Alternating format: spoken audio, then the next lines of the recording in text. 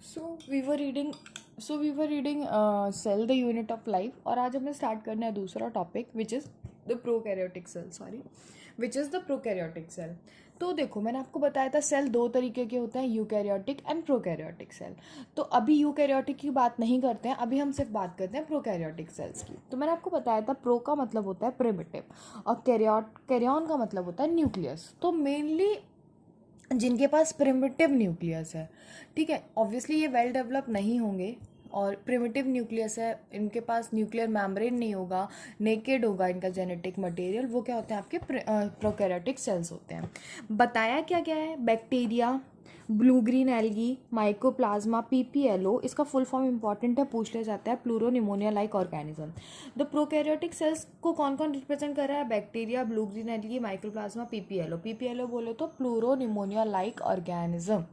उसके बाद बोला गया है ये साइज में छोटे होते हैं, ठीक है। अब साइज में छोटे होते हैं तो कैसा, multiply more rapidly than the eukaryotic cells, ज़्यादा जल्दी जल्दी मल्टीप्लाई करते हैं, ठीक है। लाइफ साइकिल छोटी होती है इसलिए जल्दी जल्दी मल्टीप्लाई करते हैं। उसके बाद बताया गया है दे में very greatly in shape and size. Obviously shape and size इनका डिफरेंट हो सकता है, जैसे कि दो, आपको ये बहुत इंपॉर्टेंट तो नहीं पर इंपॉर्टेंट है। The 4 basic shapes of bacteria के बारे में बताया गया है। सबसे पहले आपको बताया गया बैसिलस, रॉड लाइक होता है, ठीक है। कोकस मतलब स्पेरिकल, विब्रो मतलब कॉमा शेप, एंड स्पाइरल मतलब स्पाइरल, ठीक है। इनका शेप बताया गया है बैक्टीरिया की कि 4 तरीके के शेप के बैक्टीरिया हो सकते हैं। उसके बाद बताया गया है और जो ऑर्गेनाइजेशन होता है प्रोकैरियोटिक सेल का, वो फंडामेंटली सिमिलर ही होता है, इवन दो प्रोकैरियोटिक सेल्स जो होते हैं वो wide variety of shape and functions perform करते हैं। आगे बढ़ते हैं। बताया गया है all prokaryotic cells have a cell wall surrounding the cell membrane. क्या प्रेजेंट होता है, सेल वॉल प्रेजेंट होता है सराउंडिंग द सेल मेम्ब्रेन। मतलब पहले सेल वॉल होगा उसके बाद सेल मेम्ब्रेन, पहले सेल वॉल होगा उसके बाद सेल मेम्ब्रेन होगा, एक्सेप्ट किस में, माइकोप्लाज्मा में। मैंने आपको बताया था माइकोप्लाज्मा क्या होता है, स्मॉलेस्ट सेल होता है, ठीक है, 0.3 माइक्रोमीटर का होता है।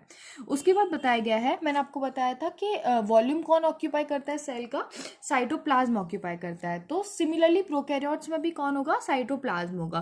फ्लूइड मैट्रिक्स किससे फिल होगा, इनका साइटोप्लाज्म से फिल होगा। मैंने आपको बताया था इनके पास वेल डिफाइंड न्यूक्लियस नहीं होता, वही लाइन लिखी गई है, there is no well defined nucleus, genetic material is basically naked not enveloped by the nuclear membrane. ये हम एक्सप्लेन कर चुके हैं बहुत अच्छे से।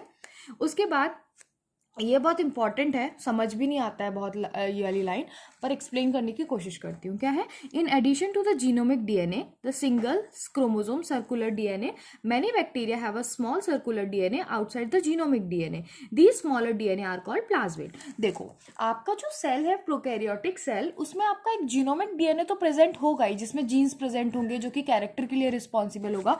जैसे मैंने आपका ये सेल बनाया, इसमें जीनोमिक डीएनए तो प्रेजेंट है ही, लेकिन जीनोमिक डीएनए कैसा हो सकता है आपका, सिंगल हो सकता है या फिर सर्कुलर डीएनए हो सकता है। लेकिन in addition to this genomic DNA आपका प्लाज्मिड भी प्रेजेंट हो सकता है। प्लाज्मिड आप बायोटेक में बहुत अच्छे से पढ़ते हैं, लेकिन अभी थोड़ा सा ओवरव्यू देते हैं प्लाज्मिड का। प्लाज्मिड कैसा होता है वो आपको पहले पता होना चाहिए। स्मॉल सर्कुलर डीएनए, क्या लिखा गया है, small circular DNA outside the genomic DNA. कहाँ प्रेजेंट है, आउटसाइड द जीनोमिक डीएनए। और ये क्या करता है, आपको ये समझ में आ गया प्लाज्मिड होता क्या है, एक एक्स्ट्रा डीएनए मान सकते हैं आप, जो कि outside the genomic DNA present है। और उसका काम क्या है, देखो जैसे आपका बैक्टीरिया है ना, उसके फिनोटिपिक क्या बोलते हैं, the plasmid confirm the unique phenotypic characters को कंफर्म करता है। यूनिक फिनोटिपिक कैरेक्टर्स कैसे, जैसे एंटीबायोटिक रेजिस्टेंट हो जाएगा कोई बैक्टीरिया, तो वो प्लाज्मिड की वजह से हो जाएगा, ठीक है। क्या लिखा गया है, the plasmid DNA confers certain unique phenotypic characters to such bacteria. क्या करता है, यूनिक फिनोटिपिक कैरेक्टर्स देता है बैक्टीरिया को। उसके बाद one such character is resistant to antibiotic, ठीक है, मैंने आपको बताया।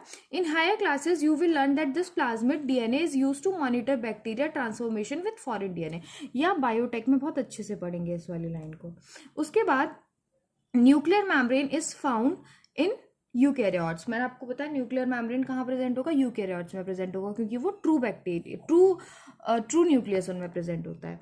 No organelles like the one in eukaryotes are found in prokaryotes except the for the ribosome. मैंने आपको बताया था जो प्रोकैरियोट्स होते हैं उनमें मेम्ब्रेन बाउंड सेल ऑर्गेनेलीज नहीं मिलते हैं, लेकिन जो अपने यूकैरियोट्स है उनमें मिलते हैं membrane bound cell organelles, but ribosome जो होता है वो मेम्ब्रेन लेस ऑर्गेनेली है और वो दोनों में मिलता है, प्रोकैरियोट्स में भी मिलता है और यूकैरियोट्स में भी मिलता है। उसके बाद बोला है prokaryotes have something unique in the form of inclusions, inclusion body present होती है आपकी किसमें, प्रोकैरियोट्स में, ठीक है। A specialised differentiated form of cell membrane called mesosome is a characteristic of prokaryotes.